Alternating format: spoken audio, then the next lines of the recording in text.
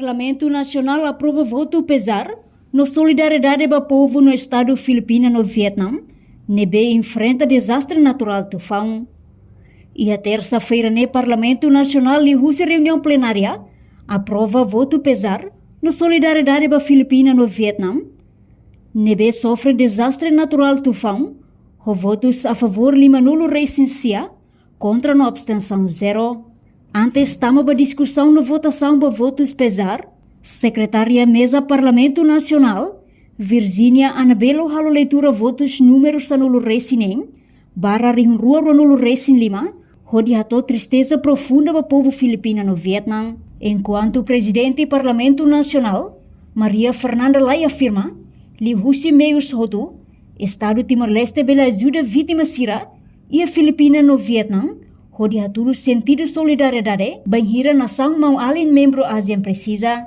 Se o primeiro-ministro Kuala Lumpur se acha que tem que tal favor dele ajuda e a redação final antes de ita promulga halo favor, mas bem nem sempre ita bela haruka ita ni ema ita nação kik ita ni ema ituang ita ni participação ho osang também é válido porque se a bela dola apoio se selo nebe meio sei da makita ia ita bela ajuda nebe ho hanoi é especial mas bem a senhora Aniceto Mossato katak ita ni membros sira Ola parte iha atividades da paz em todo o mundo, banhira itabela baba, ida ka rua, itani participação iha.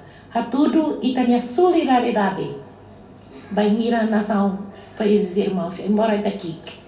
No deputado bancada CNRT, Patrocínio Fernandes no darmos proponente para voto pesar ne, tihang, voto pesar ne, objetivo atu tudo Estado Timor-Leste na solidariedade, para o povo no estado nação rua, nebe sofre consequência usi força natureza, nebe acontece foi em lalais né.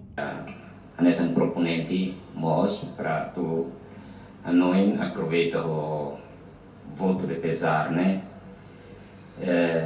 Meu objetivo para tu manifestar tinha sentido de pesar a vítima se roto nebe sofre consequências se força natureza não vai acontecer se mirai e tem projeto lá os de tem valeu Filipinas mas se temos também consequências se idene lorimos itu ambato e o povo Vietnã né nessa moza tudo e tinha solidariedade vai estado o povo país livre ou Filipina, no Vietnã, né, sofre consequências virtuais e hoje nós tudo que foi apoio total a decisão do governo né, praticamente tu nós organiza apoio técnico e assistência técnica para a solidariedade. Obrigado.